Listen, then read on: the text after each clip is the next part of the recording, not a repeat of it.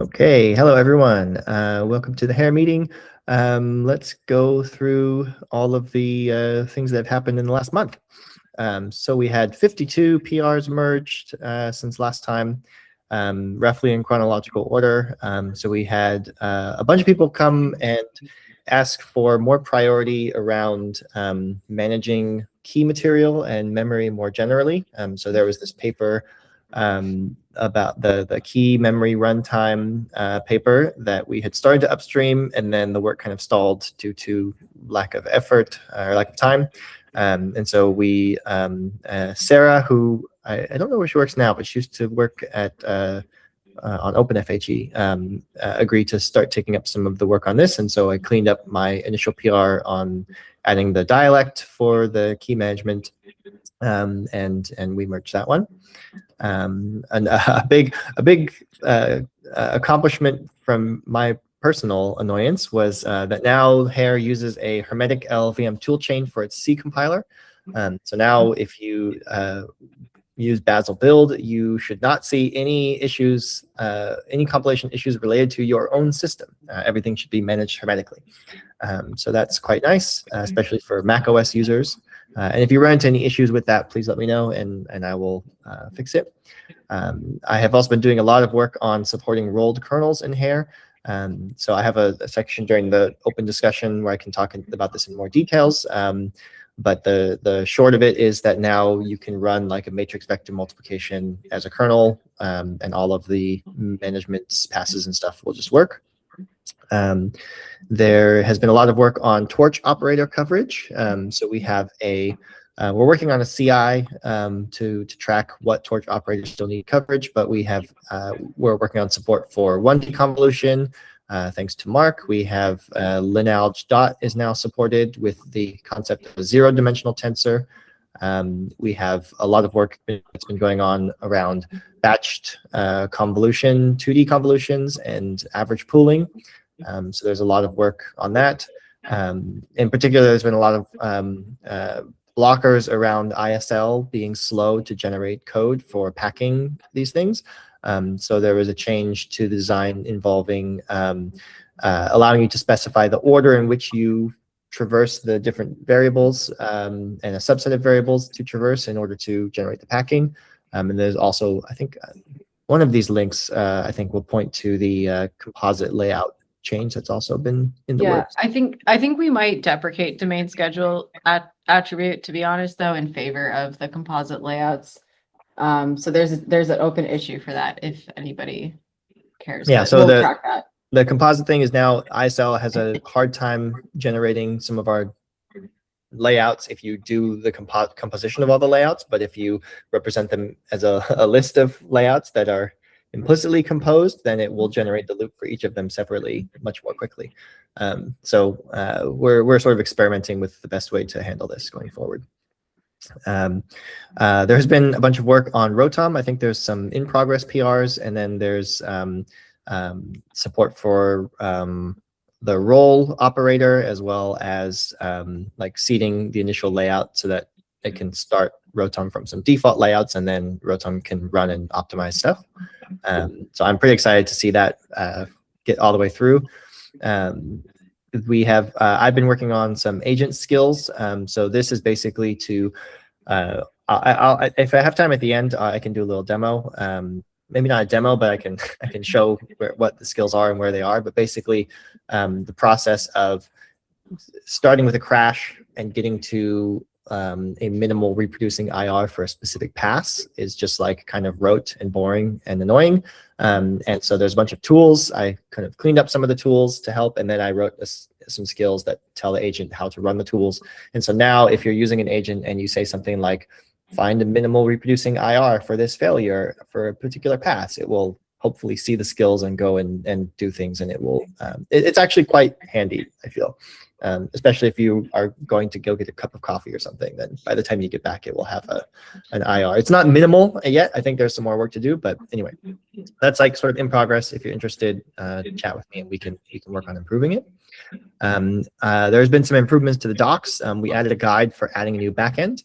And then we've been getting some more AI fueled spam in the repo. And so I added a note to our contributing guidelines and our AI use policy that basically says, like, if we don't know you and your thing looks like it's AI, then we're going to tell you you have to meet a maintainer over like a non-text venue. So video call or meet them in person or something like that. So that's just a way to deal with spam. Okay, so there's been some work on implementing crypto in the compiler. So basis conversion has now been implemented, and I think that wraps up the implementation of relinearization and key switching. However, I think the next step, what we haven't done, is actually have an end-to-end test that lowers all the way to LLVM and does like multiplication with linearization. I think some of the blockers there are like representing the key material in the IR, which I think is still kind of implicit, and we need to make it explicit. But that is, I think, very close to an exciting milestone. We now have this split preprocessing pass, which will analyze the IR for all of the plain text operations and then pull them into a separate function that you can call before the main FHE computation is done. So that makes it so that you can do all of your plain text preprocessing offline. So that is now the default. You will see some changes to the generated API. Okay. I also have more to say about that later. But I think that's a big milestone because I think the preprocessing code ends up being like 30% of the total FHE runtime in some cases. So it makes a pretty big difference. There was Eamon, and one of our newer contributors, worked on an issue to do operation rebalancing. Like if you have just like a flat circuit of operations, it will rebalance it for multiplicative depth, and then it added some more knowledge about what values are secret and so what need to be part of the rebalancing logic. We've had some release improvements. So now the PyPI built wheels are, or the PyPI wheels build HEIR opt and HEIR translate binaries with much more rigid constraints. Those are now extracted from the wheels and pushed to our HEIR releases.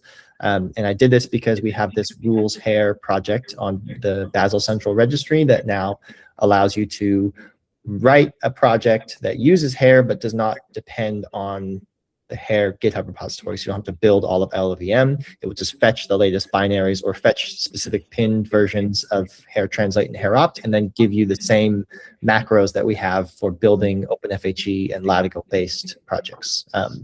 So I think that's quite nice. And if we have time at the end, maybe I can show a little demo of how that works. We have hardware backends happening. So we've added a Cheddar dialect thanks to Alex. And I think that there's more work on doing code gen for the Cheddar dialect that's in progress. And then we also have had, so Habe, a grad student from IIT, who has been working on code gen for the cross/JackSite project. So we have, the dialect is called JackSite Word right now. I think we'll change the name at some point. But we have code gen. This is code gen for TPU, CKKS on TPU.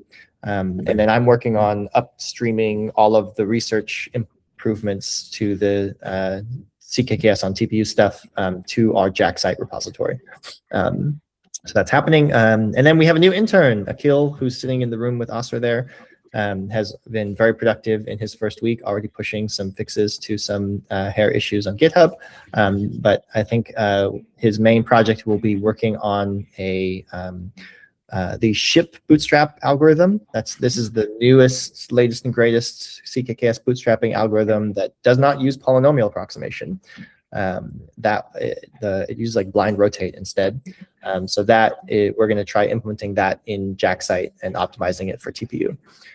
So that will be his project. But in the meantime, he's just getting set up and getting familiar with the landscape and fixing some issues.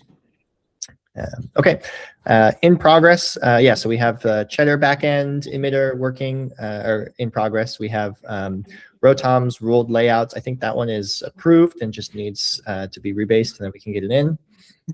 I've done some, after all of the convolution work, I've noticed that we have a lot of duplicate code in convert to ciphertext semantics, so I have a PR to clean that up. There's some parameter selection stuff happening for JackSite. We have more convolution 1D work. I added a CI that we haven't tested it yet, but once it gets merged in, it should be running twice a month. That will basically try every torch operator as its own standalone torch model, export it to MLIR, run it through HEIR, and then report any compilation failures. So it's a very, very coarse CI that will just say like, okay, which operators might you expect to work? Doesn't yet say anything about like combining operators, as Alex has learned, but it's sort of something for us to try and get everything green. Yes, so I'm working on the MNIST using rolled kernels. I'll talk about that a bit more. We have, part of that was actually switching back to bufferization at the very end of the pipeline. So our code gen for C++ and Go is weird because it uses tensors that have value semantics, whereas the backend languages actually have pointer semantics. So at some point in the past, we had struggled with doing bufferization earlier in the pipeline, and we decided to remove it and just have tensor semantics everywhere. Now, I think for performance reasons, it makes a lot of sense to put bufferization back in at the very end of the pipeline before we do code gen. So that is actually surprisingly easy and was not very difficult. There are some improvements to the CKKS dialect as a consequence of Eric's work on relinearization. And then I think this one came in this morning. We have a level and scale aware bootstrap placement. This is the Edward's orbit work. So he's working on upstreaming it. And this is the next iteration of that ILP. Okay, and then notable recent issues. We have had some, so there's some, I don't know what's interesting in this list. Okay, so here, maybe this, the implementation of the crypto in the compiler uses like standard representations of like 0 to Q or 0 to Q minus 1. It needs to change to use centered representatives so that we get better noise growth profile. We have, there was an interesting discussion around complexification. So this is using, so in CKKS, there are complex values are the clear text inputs to the scheme. Almost nobody uses the imaginary part of the complex numbers, but this provides sort of a path towards, for certain linear algebraic operations, using actually packing with the complex part in mind, and then doing some, I think ultimately what it will do is it will reduce the dimension of the matrices that you're applying, and so that can be a big savings. There's also been a lot of discussion about having special case approximations for exponentiation and Goldschmidt iteration for division. There's some good discussion going on there. And then, okay, so this issue here, the disabling, keeping the kernels rolled is currently incompatible with split preprocessing. And the reason for that is because the split preprocessing pass does not know how to it doesn't know what to do if you have preprocessing that happens in the middle of the loop right next to all of the FHE operations. And to do that properly, you would need to basically split the loop into two loops that have sort of the same iteration domains, save the preprocessing loop and then the main FHE loop, save the preprocessing code to like a dedicated tensor, and then load it back in the FHE loop, and then you can extract the preprocessing loop to its own function. That's just, I don't think it's going to be, it's clear that it's a problem. I don't know how hard it's going to be to identify this. It seems like something that compilers do kind of regularly, but we'll have to see. I think in the next 2 weeks, we probably won't be able to get to it, and we will just have to say, if you're using rolled kernels, you'll take the hit on packing all of your plain texts live, and then we'll get to it later. Let's see. Also talks about removing domain schedule. And then MNIST with rolled kernels currently takes 7 minutes per inference. This is terrible, but there's a breakdown of why it's so slow. The first one is bufferization, and then the second one is actually that we had disabled a while back the alloc to in place paths for Latigo that switches from the API where every operation allocates a new buffer to the API where it can reuse existing buffers. So that one, if you disable that pass, then rotation in MNIST takes about 3 minutes total. And so I think I think it's just a lot of reallocating stuff. And if you were to use the in-place API, it would be much faster. So there's one ticket to restore that thing and make it work with loops. Okay, so that's it for open discussions, or for open issues. Okay, before we get to sort of the open discussion, I wanted to mention some events that are happening in the next couple months. So in Austin, we're going to have a one-day summit on June 1st. Mostly it's for people who are in the local Austin area. So if anyone is watching this on YouTube and you're in the Austin area and you want to attend, you can email Asra or me, or contact us through Discord or GitHub. And yeah, so it should be fun. And then there is a Safe AI workshop co-located with ISCA 26. That's going to be at the end of June. And I think we'll have a lot of our community there. Asar will be giving a talk. I will not be able to make it, unfortunately. That day is my wedding anniversary. So yeah, can't go. But yeah, so but I think there should be a lot of people there. And then, okay, so those are, I don't think there's any other events happening in the next couple of months. But okay, so I wanted to talk a little bit about the looped kernel changes. So one of the big efforts going into this was that the ciphertext management passes were all kind of breaking when it came to loops. If you run a data flow analysis in MLIR by default, and there's a loop, and one iteration of the loop causes some analysis thing to increment by 1, which is like a level analysis or something, then it will just, it doesn't look at how many loop iterations there are. It will just keep iterating forever and just hang. So I implemented this technique called widening, which is basically you give it an upper bound. You say, okay, if your data flow analysis doesn't converge after so many iterations, just give up and call it invalid or something, right? As like a upper bound. And so now we use that sort of constructively when analyzing loops to say, okay, if the level analysis converges on a loop, then that means that you actually don't need to unroll it at all, because you're not actually increasing the level after each iteration of the loop. Whereas if it doesn't terminate, then you need to do some unrolling, because there's some accumulation of level across loop iterations. So that is the same thing with like multiplicative depth, and with what was it? There's one other one.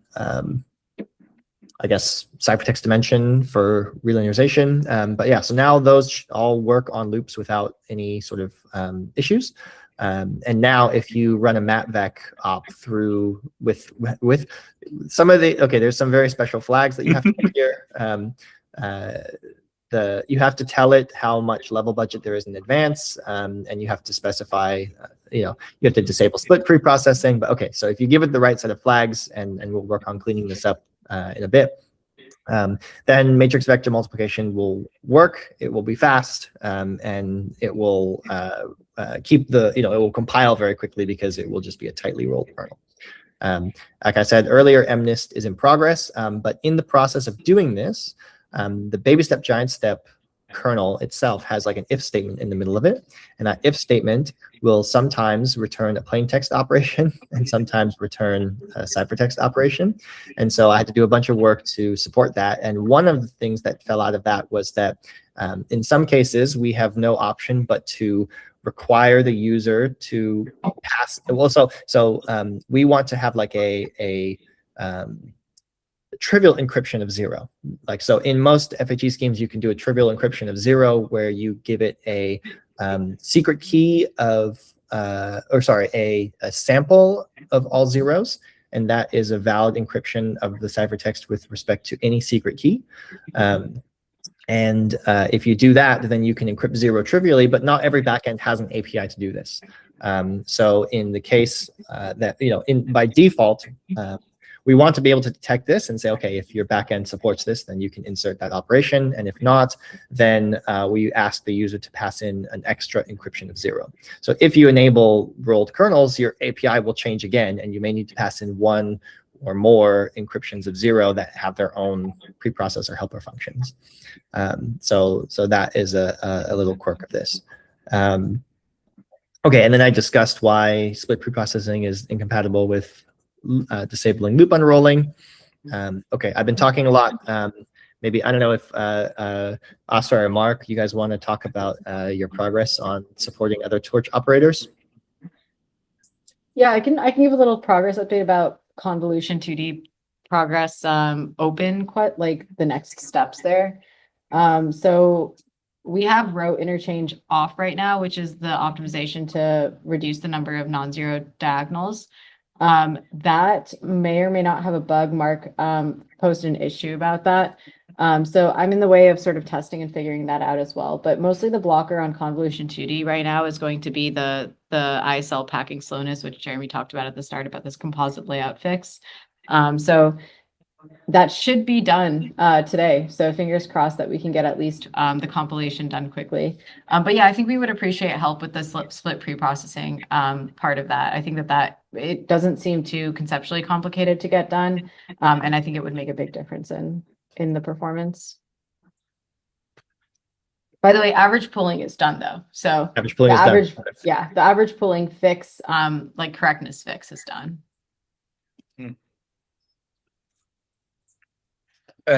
Yes, I also have a branch with average pooling for 1D, and that's pretty small. Yeah, I mean, for the comp 1D, I don't have this interchange problem because I have just one dimension, and so I don't have this problem. Yeah, so now I have a PR which is open for lowering the, slightly more complicated with the multiple input, multiple output. And I hope to get back to this soon. And yeah, I checked, and that will allow like the 1D convolution and 1D average pooling PyTorch operators to turn green on Jeremy's CI run. And are there any other obstacles to the end-to-end application you were looking at? Yes, yeah, I needed to mention this. So one thing that we will want to support as well is the dilation. So dilation in convolution is when you basically add zeros between the entries of your kernel. So you make your kernel larger. And does that end up upsample? Like, does that end up creating a larger output? It creates a larger kernel size, so I would expect it to reduce the dimension of the output. Yeah.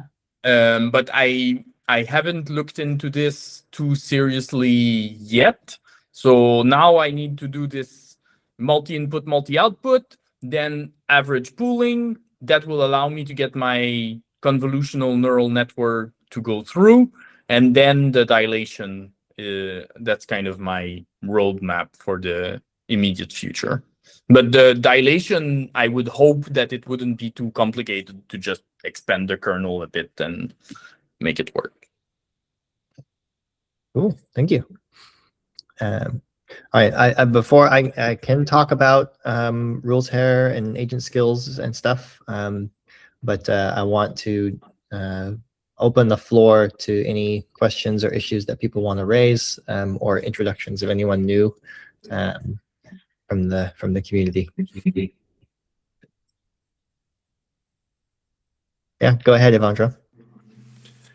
Yeah, hi. I just wanted to introduce myself. I'm Evandro Menezes. I'm a compiler engineer at Niobium. And what we have is we are developing an FHE accelerator. It has its own instructions, but our internal tools, they work with fetch, actually. and then we lower to whatever version of the instruction set we use. And I would like to contribute with fetch backend for it. That would be great. I've heard a lot about fetch, but I haven't seen much forward progress on it recently. So it's good to hear that people are still working on it. As far as I understand, fetch is very close to our polynomial dialect, and the main differences are the, if I understand correctly, it's hard-coded ciphertext degrees and stuff like that. So there would definitely need to be a conversion pass, like a new fetch dialect and a conversion pass from polynomial to fetch. And then I think that would fit in very nicely with the work that we have going on around implementing the crypto in the compiler. Yeah, awesome. Yeah, it should be happening the next few months there. Oh, great. Thanks Excellent. for welcoming me. Yeah, good to meet you. Likewise. And I don't know if Jeremy, if you want to say hello. Yeah, hello. So I'm from Google. I work at ISE Crypto. And yeah, since I worked a bit with FHE and I really enjoyed the topic, I just wanted to hear more about the project. Maybe I will contribute later, if possible. Cool, excellent. Cool. Okay, so I can say a little bit about. Oh, I don't know if you want to go on about rules here. I think that's also cool. But I did have a question about the bufferization stuff, actually. sure. So specifically, is there anything magic that you had to do? And the other one is, why are we doing it at the Latigo stage and not like higher up in the stack, like CKKS Yeah. or LWE? Okay, yeah. So the first answer is there's nothing magical. You have to implement some interfaces, and then those interfaces will basically say, for this operation, which operands are read-only and which operands are written to. And then how do you define any aliases? So like sometimes an operand is an alias for the result because you have to tell it which scratch pad to use as input, and then that is alias to the result SSA value. So once you implement these interfaces, then we have a sub pipeline already called one-shot bufferization that just runs the pipeline. And the reason, so very easy to implement. The problem with doing it at a higher level is that the backends are actually meaningfully different with respect to bufferization. Go garbage collection, and C++ does not. So in Go, when we run that pipeline, we actually have a flag that we pass that says skip all of the steps that do buffer deallocation. And in C++, we would need to enable that. So, I mean, we could run it at an earlier stage and just have look for the attribute or something to use but I just felt it'd be easier to do it at the very end, because there will also be backend specific optimization passes like alloc to in place that are probably going to interfere meaningfully with As soon as you said there might be the aliasing behavior, that definitely changes per library, doesn't it? Because I was just thinking, well, they're kind of the same, but you're right, they're definitely not. Yeah, and OpenFHE mutates one operand, like its designated operand, and then Latigo lets you specify a scratch pad of your choice that can be like an unrelated operand. That was also immediately what I thought of. Yeah, I think this is actually really.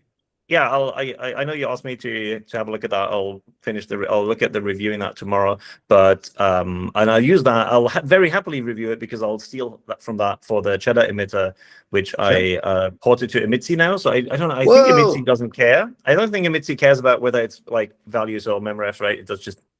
So we'll hopefully I can just slide this in between the cheddar dialect and emitsi, but I really want to do this.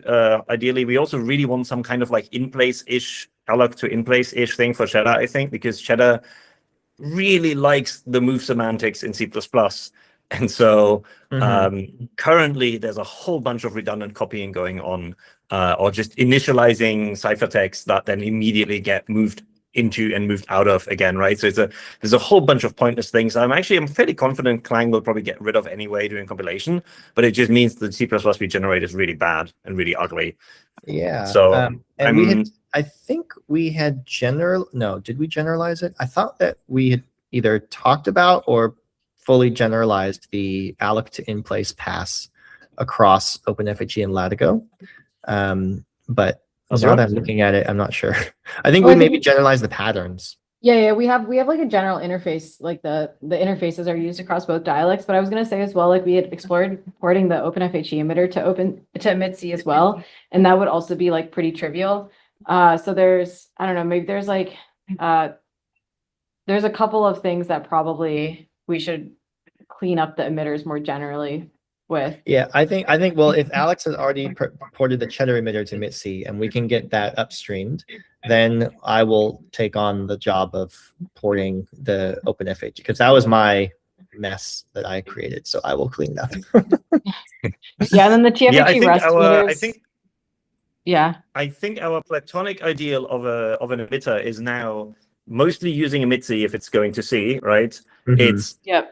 It's bufferized and it does in-place ops, right? I think those are like the 2 to 3, depending on the output language, things we want. And I think, Cheddar is a good candidate because there we don't have an existing one. So it's, can't be worse than an existing one. And I think, I'll play around with this. It'll probably delay the PR a bit because I thought I was about to push this tomorrow on Tuesday. Monday's a holiday here.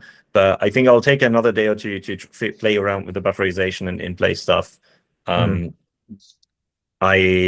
might show up at the Monday meeting, the office hours with questions about the in-place Monday stuff. is also a vacation day for us. So Oh, it is. Okay. I might move office hours. Americans have public holidays? Yeah. Wait. And our director is giving us tomorrow off just for fun. So That's nice. Enjoy. Yeah. But wait, what is it in the US? Because in Canada, it's going to be Victoria Day in Canada and Journée des Patriotes in Quebec. But I don't know what it is in it's the Memorial US. Day.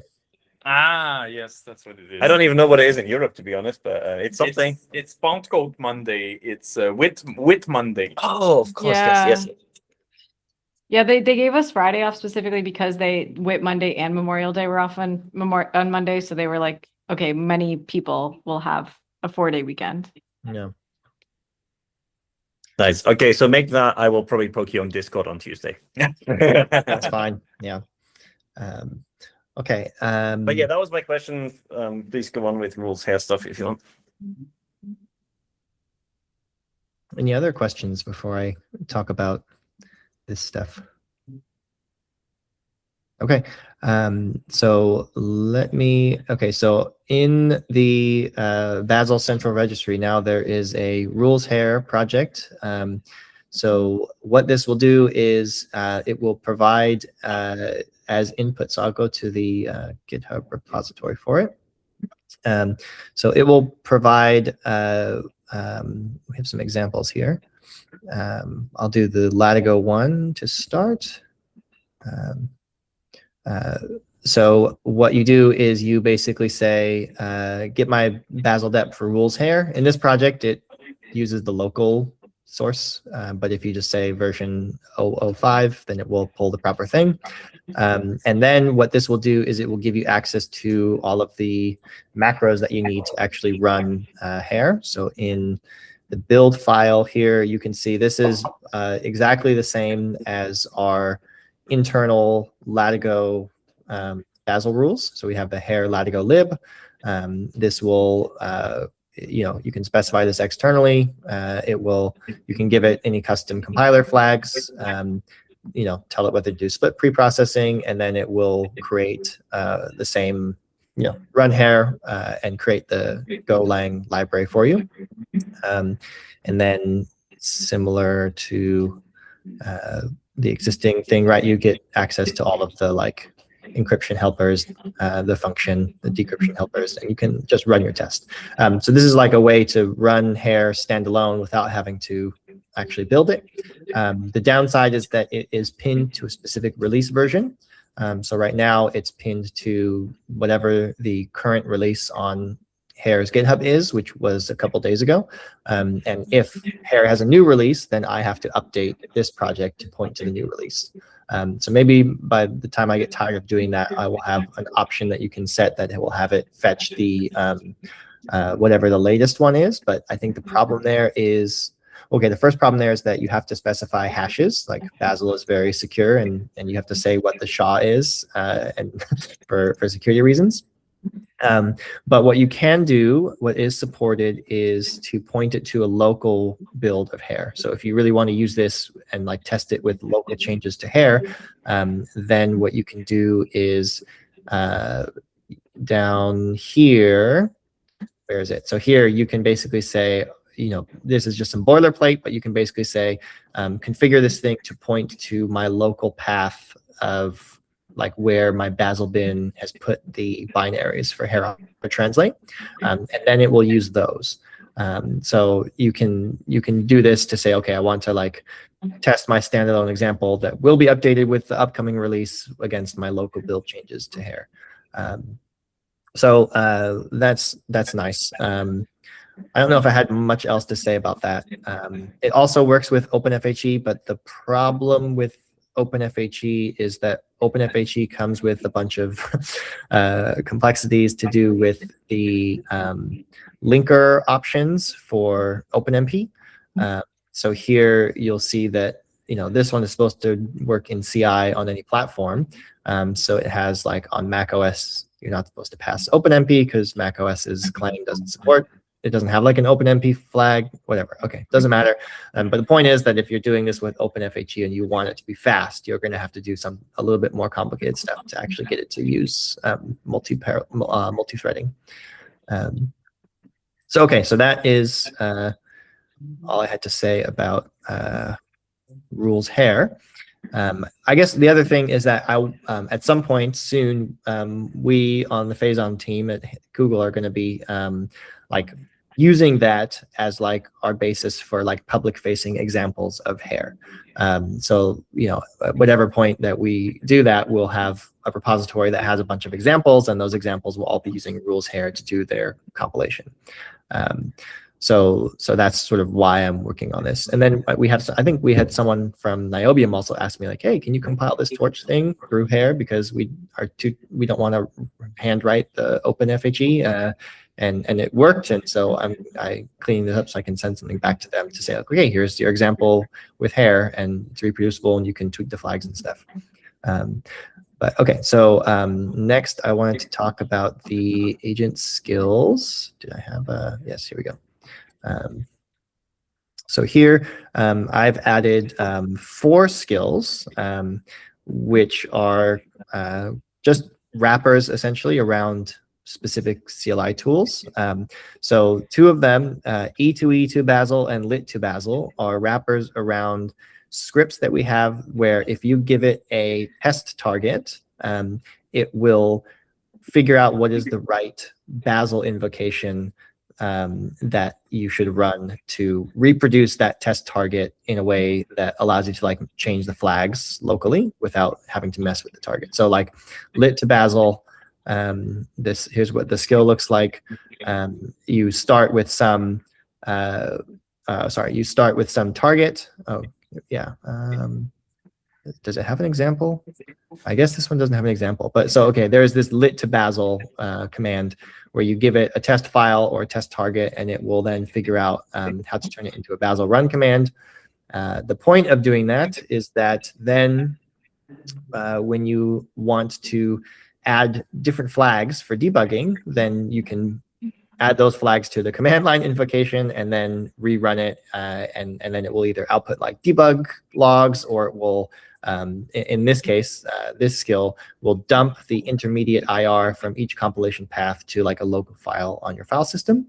And so here, for example, I mean, it's something that is very easy to do manually, right? All you do is take the Bazel run command and you type mlir print IR before all, and then this other mlir print IR treater path, and then it will dump all of the things to different files, and then you have to go and like look around in the files to see, okay, you know, what was the IR like before each pass, and you know, if it crashes, then it will print out all the files up until the crash, and then the very last file it prints out will be the file that was the input to the crashing pass. And this will also include, yeah, so okay, this is just like telling the agent, and I guess it's useful documentation for everyone. like what the output structure looks like. And then I actually made an upstream change to MLIR so that in the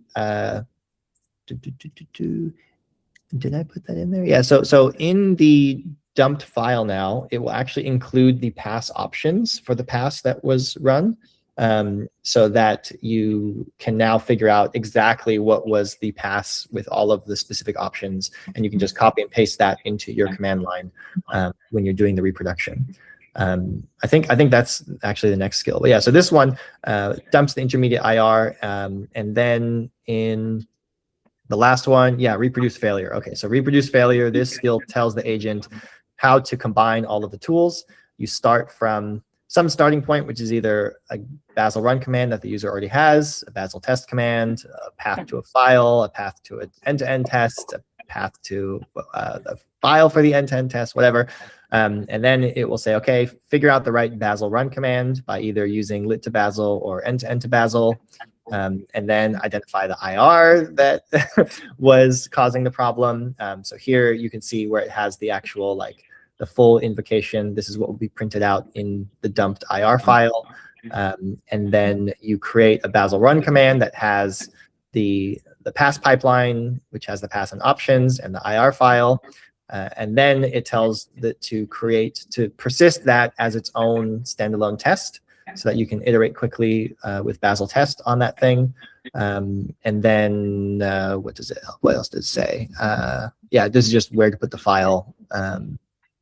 And then, yeah, so I wanted to maybe like brainstorm a bit more with folks on like extensions to this, because but another thing I wanted it to do was actually reduce the IR. And so if you give it the raw IR before a failure, and you say, okay, AI, please make this IR as small as possible while still producing the interesting behavior that I care about.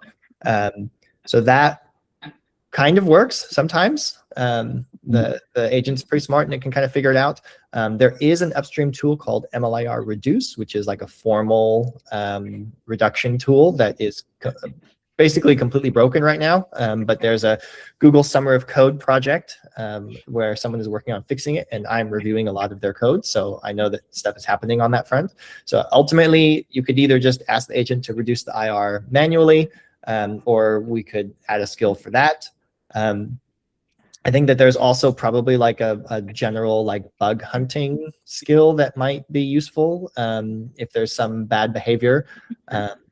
But so, I mean, I've gotten a lot of mileage with this. We've also talked about having agent skills that will help someone who is a user of HEIR, but not a developer of HEIR, on different topics, like, for example, how to express your program in a way that HEIR is happy with. Or basically how to take a program that does not know anything about FHE and what modifications do you need to make to it so that it can be usable in FHE, and something like how to think about key management and different things like that. I have had the best experience with agent skills when they're just thin wrappers around very well documented deterministic tools. So I don't know how well those things are going to work out, but I would be interested to hear from people and just highlight this so that you guys can try it and we can see if there's any issues with it. Yeah, I don't know. I'll open the floor to discussion on either rules HEIR or agent skills or anything else.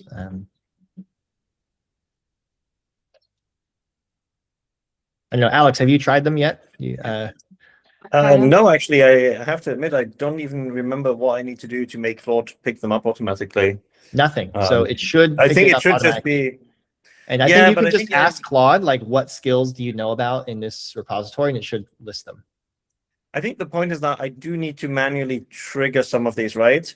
Though I think ideally it should be using them automatically. I haven't seen it use them yet. I know it uses the lean skills that I use with the Cambridge stuff quite a bit, but it's also really bad at lean without them. And I think Claude is kind of okay with Bazel and Lit without these skills. So yeah, I'll keep an eye out and see if I can spot some nice usages of them.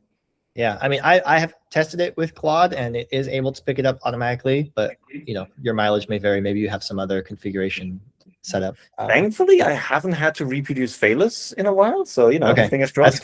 good. That might be yeah. And I think another thing is that like it doesn't always decide based on my prompt that it actually needs to use the skill. It will just try and do it manually sometimes. So I'm like not sure exactly how to finagle these things. There is some internal testing framework, but I haven't really tried it out yet to like basically see like does the prompt pick up the skill or not. I've had really good success with it. Okay. I think in one of the skills that you added, making it find like an isolated use case, like isolated debug test case, and then it also will like commit that too. I found it really useful. Okay, that's good. Yeah. And you have to do something special or just picks it up? Mine picks it up, but mine is like an internal AI agent system. So Okay. it could be, yeah, it could I be think different. if for Claude, I think Jeremy's right. Like Claude should see these automatically, but it might decide not to use them if it feels like it knows better. So you might have to nudge it a bit to actually use them. I'm so glad with this new era of computing. Yes, so we live in the future, man. Yeah. But okay, yeah. And so yeah, try these things out if you have the time, and then file any bugs at me that you run into. Okay. I'm out of topics. I don't know if there's anything else people want to discuss.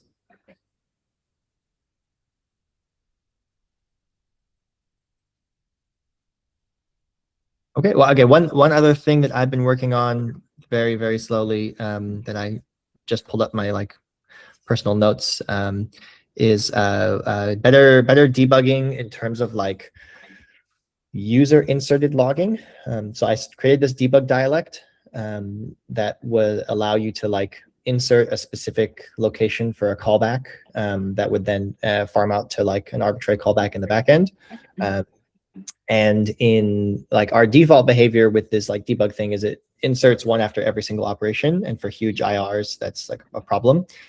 So I wanted to have something where you would insert sort of just at the lineage level, maybe after each like layer you would insert a debug.validate op that would lower to like a callback that you could then put any code you want in.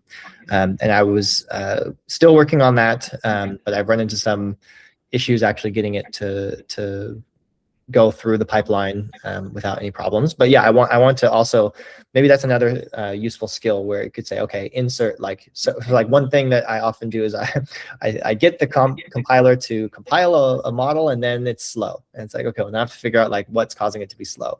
And I can either like munch something in the back end with timing, or I think that it might be worthwhile to have some more rigid infrastructure around like even just like timing analysis, like that is able to just like not have to do it manually basically. And I thought that the debug dialect would be a good candidate for that. So I'm still working on that, but I haven't had time to really push it through yet.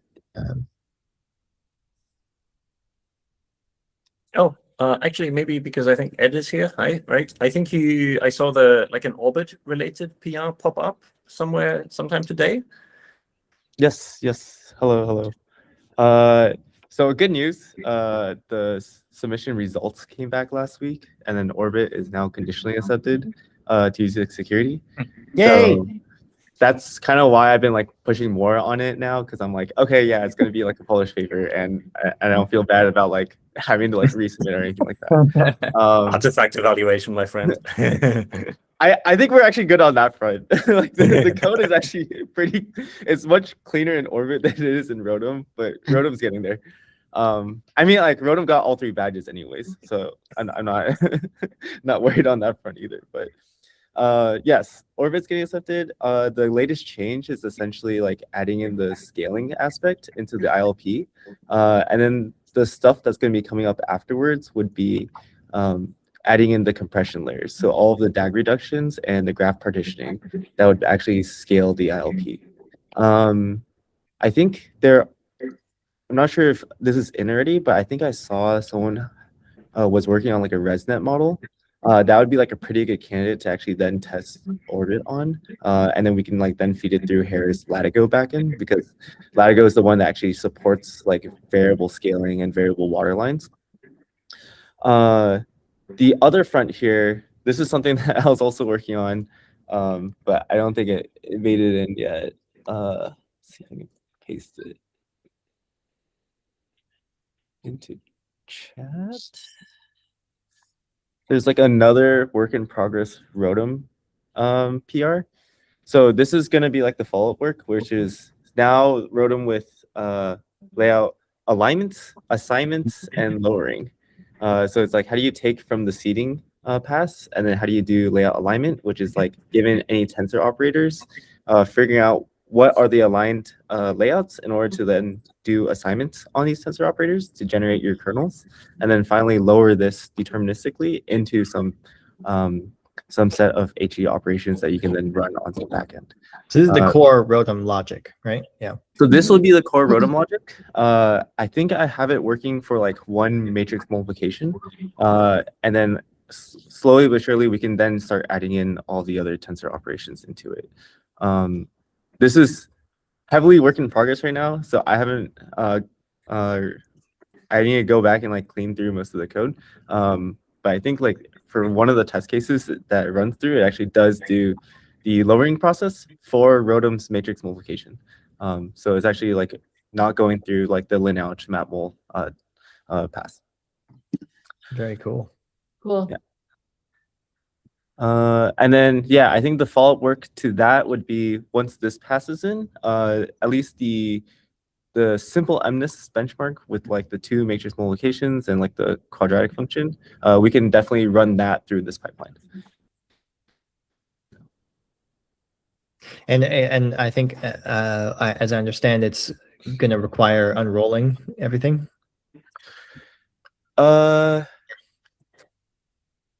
So is this for Rotom or is this for? Well, I guess Rotom will do the like the orbit ILP, right? Is Yes. going to require everything to be unrolled. So this is like the funny part here, which I think we can find a better way of doing this. So orbit input assumes everything is unrolled, and then the first step it does is actually to just compress everything back into like a nicer format. So for example, like matrix multiplication, you unroll it into a bunch of parallel multiplications and then a giant rotated sum tree, and that gets all compressed back into like a 3-node structure, which then it can run a very simple ILP on. So if the input already is known to be like compressible, or if it's like known to be already rolled, then maybe it's actually better to not unroll. And I think that's something that we can like explore here as well. Interesting. Yeah. This is something that I was looking at a little bit, at least from the Rotom to orbit pipeline, which is like, okay, every single linear operation should essentially be like a simple dot product that's parallelizable. So how do we then like make this bridge easier? And then we can definitely do this for HEIR's like loop-based rolled pipeline as well. Yeah, I mean, this would be replacing the existing ciphertext management pipeline, right? So if as long as that would work on the rolled version of all these lineage kernels, then I think the rest of the pipeline would be fine. Okay, that's very exciting. What do the compressed stag nodes look like for orbit? It's just the compressed DAG nodes are essentially just like if you have some amount of I think this is what we describe as like n-level equivalence. So anything that's at the same multiplication depth that doesn't affect your level consumption, you can try to compress that into like a semantic node. So any parallel multiplication, you'll compress that into a node.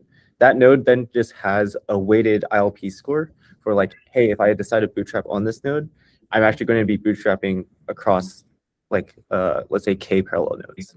Gotcha. Yeah, I think it's the observation that like if you're not going to end up just bootstrapping one of those things. Like it just doesn't make sense to do that. Right. Very cool. All right. Well, we're almost at the end of time. I will stop the recording and see you guys next week. And if you want to stay and ask some off-camera questions, then you can do that. Yep. Okay.